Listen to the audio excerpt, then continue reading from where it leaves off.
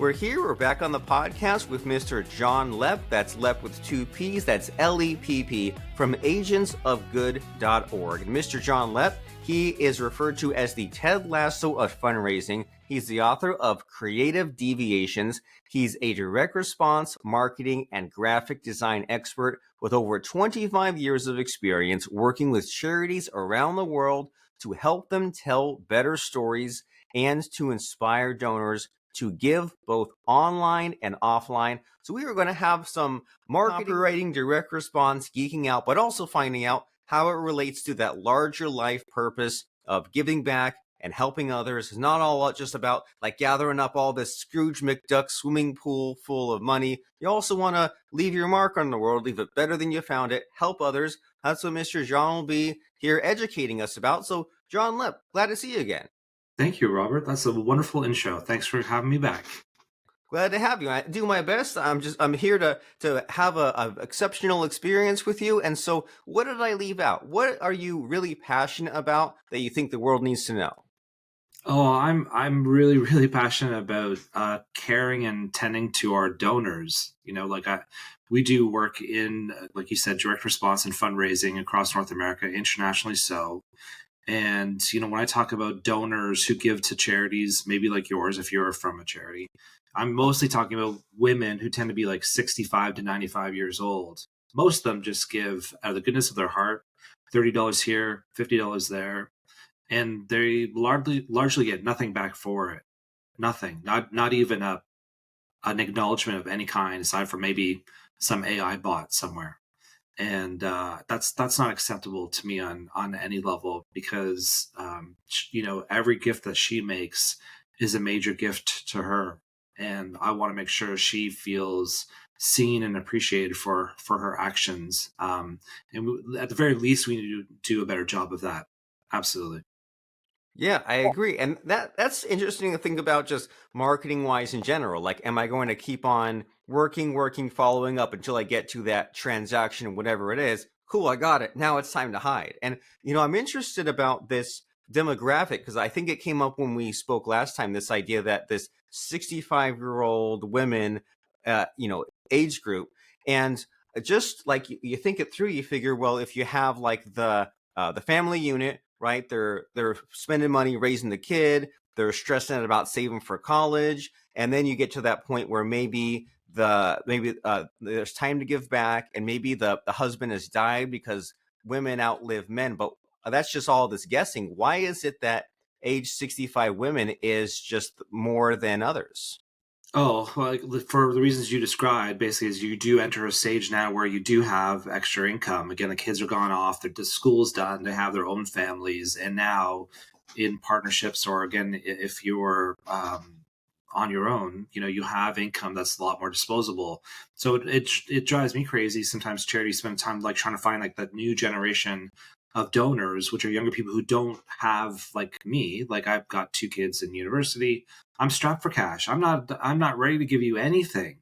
Right. So they spend time trying to find this new audience of donors when the ones they actually have, who have the money, they disregard and ignore. It so makes no sense to me, but it's a very, very common strategic mistake that they make. But yeah, it's just because it's where people are at in their lives. And your best new major donor, someone who can maybe give you $10,000, $50,000, $100,000. Your best new legacy donor is going to leave a gift in their will for God knows millions of dollars. They're coming from this pool of people, and we're going out of our way to ignore them because right now they may not look that interesting.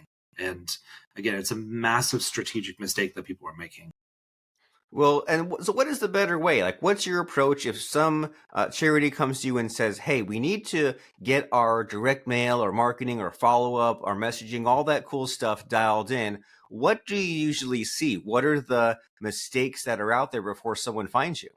The biggest thing usually is just that they're talking to too many people all the same way. Like direct marketing, and that's what we're talking about. Direct marketing really is about talking as directly to individuals as you possibly can. So you do unsexy things like segmentation. who is this person? What bucket did they belong in? Where did they come from? What do they care about? How much did they give to us previously? All these things.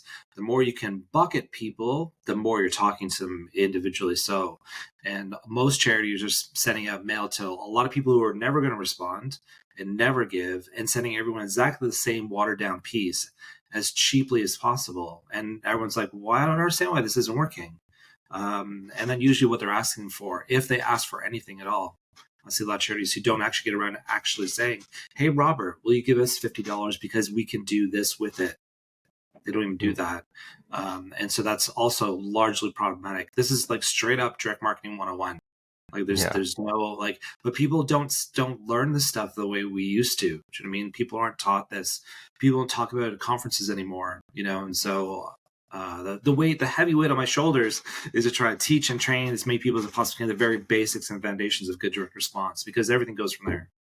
Yeah, and you see this so much of there's getting hung up on what's maybe fun for you as a business owner, right? Like thinking about, oh well, I could have this fun, I could have this card stock, I could use this technology. Like I see so much of this in marketing and in technology, right? Just focusing on, well, what's the software tool I'm going to use? What's the CRM? And it's like, that's all great stuff that maybe excites you, but the rest of us don't even need to know about that, right? It's what will you do with that tool, and what kind of like words and what kind of marketing campaign and a sequence will you use. And so those are just some great insights off the bat from you, Mr. John Lepp, is you're saying that we need to be segmenting and figuring out, well, what are the buckets, and then figuring out exactly like what the people in those buckets want and what we can speak to. And then also we need to make it easy for someone to pay money and say what the offer is. And I like how you phrased it there. You said like, hey, there's $10, $50, but then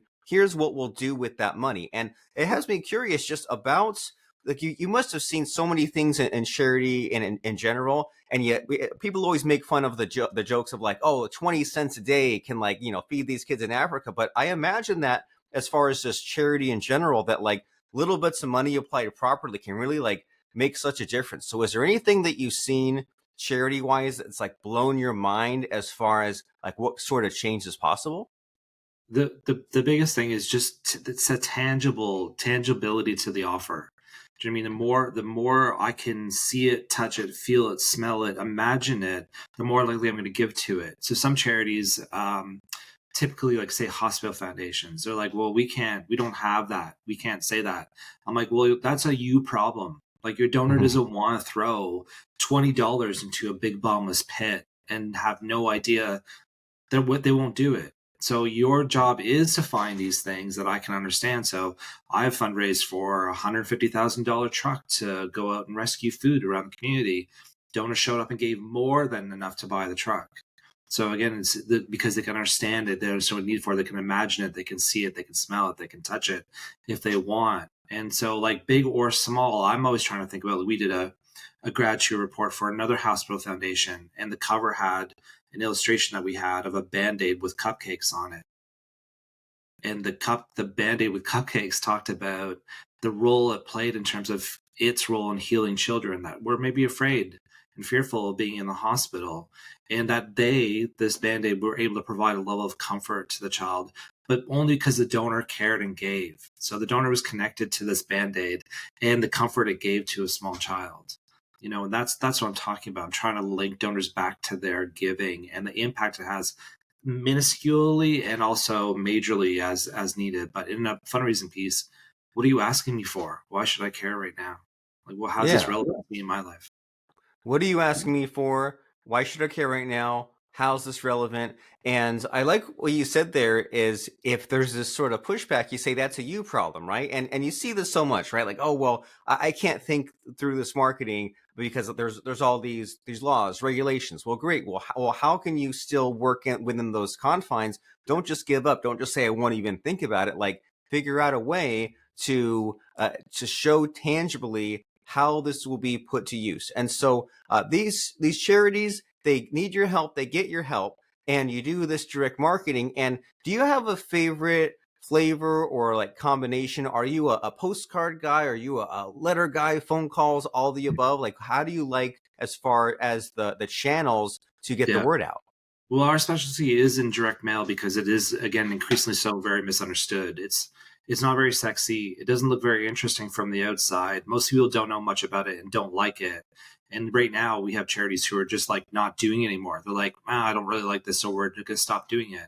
Not realizing that most donors prefer to give through mail, or they'll even get the mail piece and maybe go over line to the computer and give, but the mail was the driver for that action. So to remove mail because it's expensive, I don't like it, it's boring. Like again, these are like subjective feelings and opinions that people are putting in place in their organizations that are not rooted in actual data. And it's such a big problem that I'm seeing over and over again. People subjectively going, well, I'm making a strategic decision based on what I like.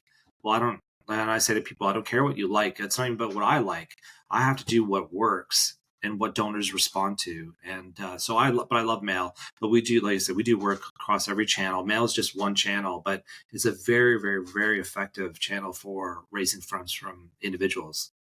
Well, great. And these are some wonderful insights that I think a lot of business owners need to hear. It's far too easy to rest on your laurels or just kind of get mentally lazy and give yourself these excuses, right? Well, the direct mail, it doesn't excite me. Well, that's not the goal, right? The goal is to make money and get your cause out there and grow your business. Oh, well, the direct mail costs money. Well, does it make more than you spend, or is it a necessary component in they get the postcard, but they're also checking the website. And so, yeah, these questions need to be asked, and these people need to rethink these sort of things. And I imagine that even though on the surface, direct mail is boring, but it is fun to think about, right? As far as, well, you have to fit a lot on a card.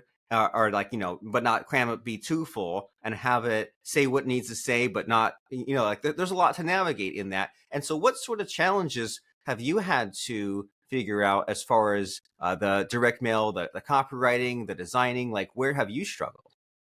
Um, I've tried to struggle with the fact that I don't think it is boring at all. It's a really interesting channel to have conversations with donors because it is a personal conversation. So where I struggle, like I said, is trying to help charities understand why we're making the decisions we're making or the recommendations that we're recommending. So like even now in my work, I'm starting to go in-house at charities to actually work internally on building the sort of right mindset to actually do this work rather than being on the outside at an agency, which I find is helpful to actually restructure them properly. But it's just a lot of work. But I love mail. I mean, again, it's such a fascinating place for let donors express themselves, their emotions and values as it relates to your mission. Like, there's nothing boring about it, but I think from some people look and go, it's just like, you know, boring. But again, I find like from a decision science point of view, really interesting. From just a design point of view, I try to teach my designers to stop designing and actually move through their design like humans should move through our design. And how do we build human touches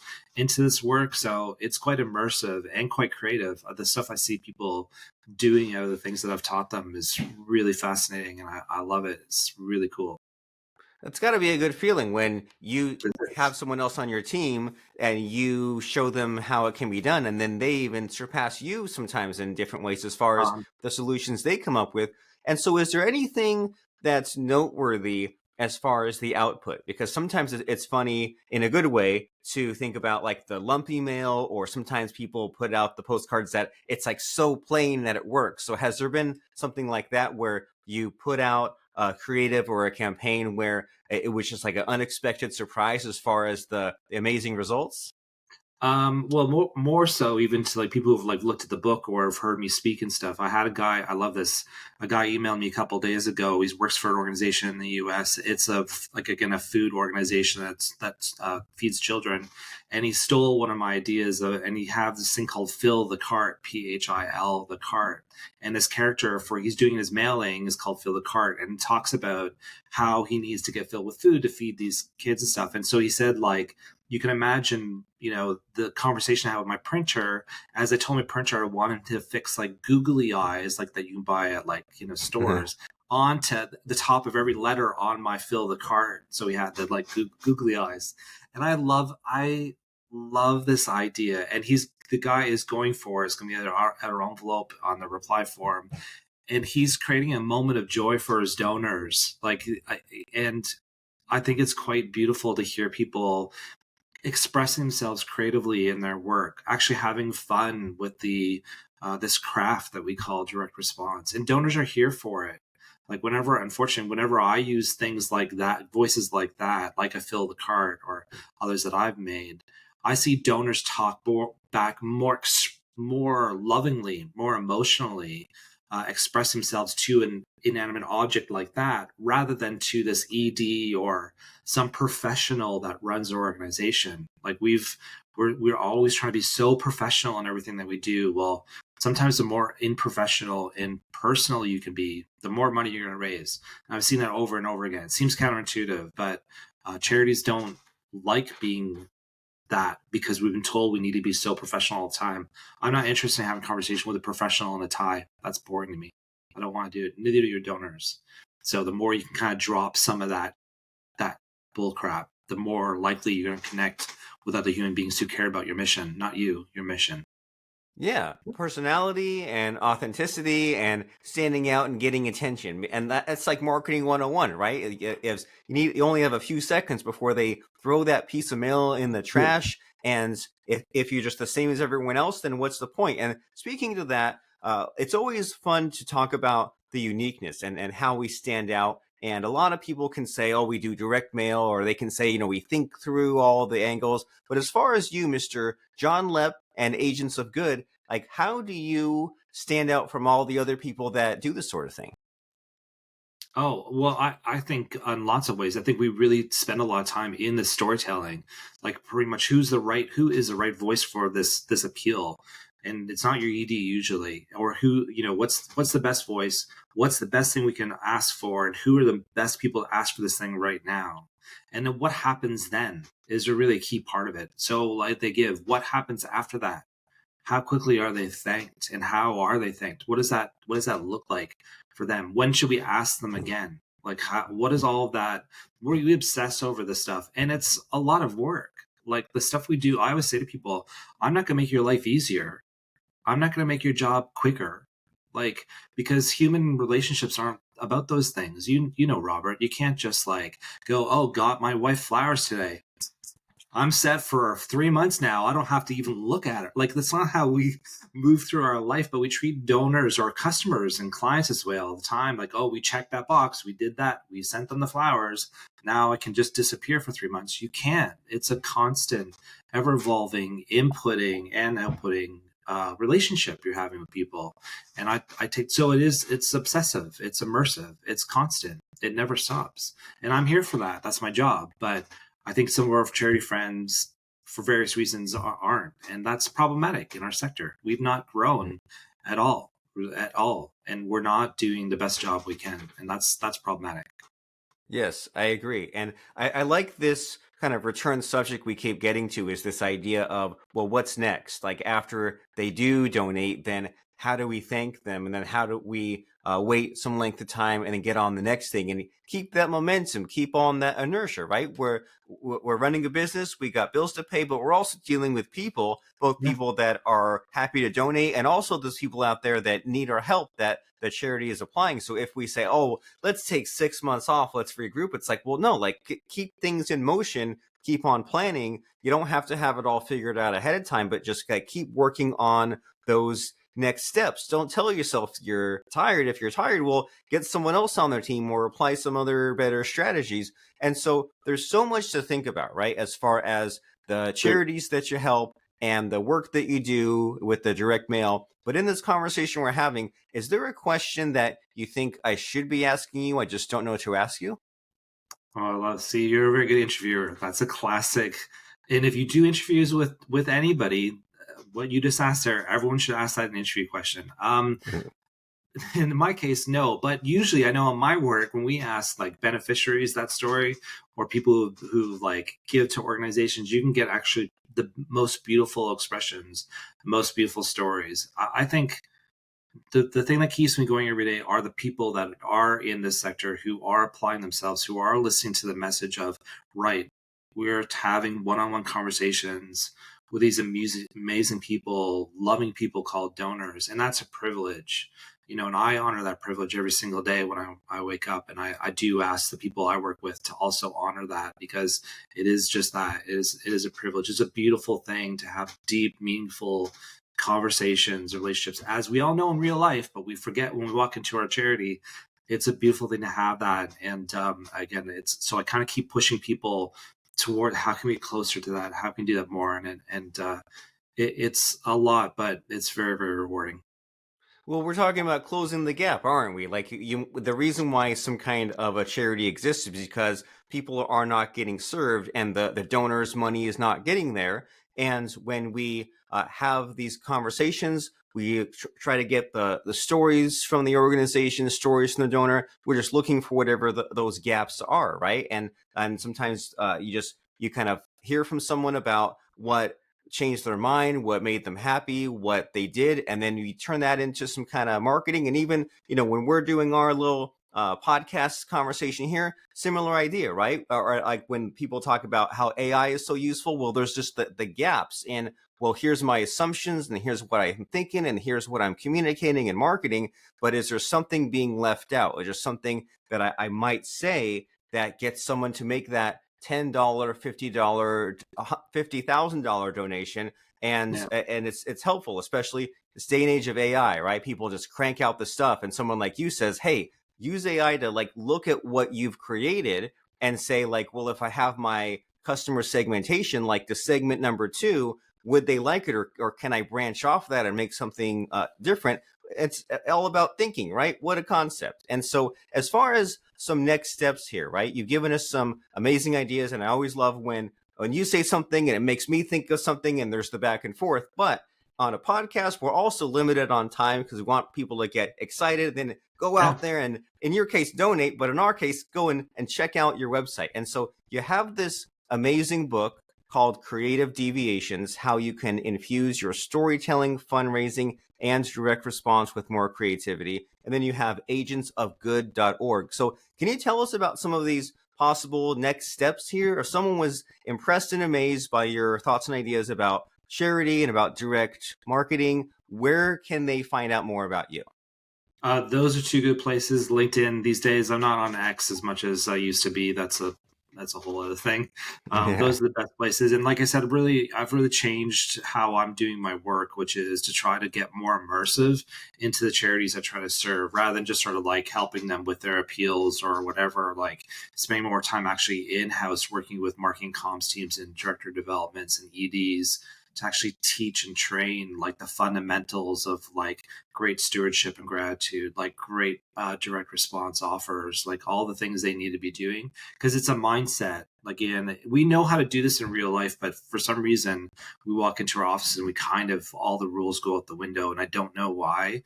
But I'm trying to reconnect people that, and also to their inner creativity. People are like, oh well, you're creative, it's easy to come up with these great ideas, but I'm like, we were all born this way. A Yeah. lot of us had that creativity knocked out of us because we tried something and it bothered someone, or it wasn't convenient for them, or we broke something. But we were expressing ourselves, we were trying something.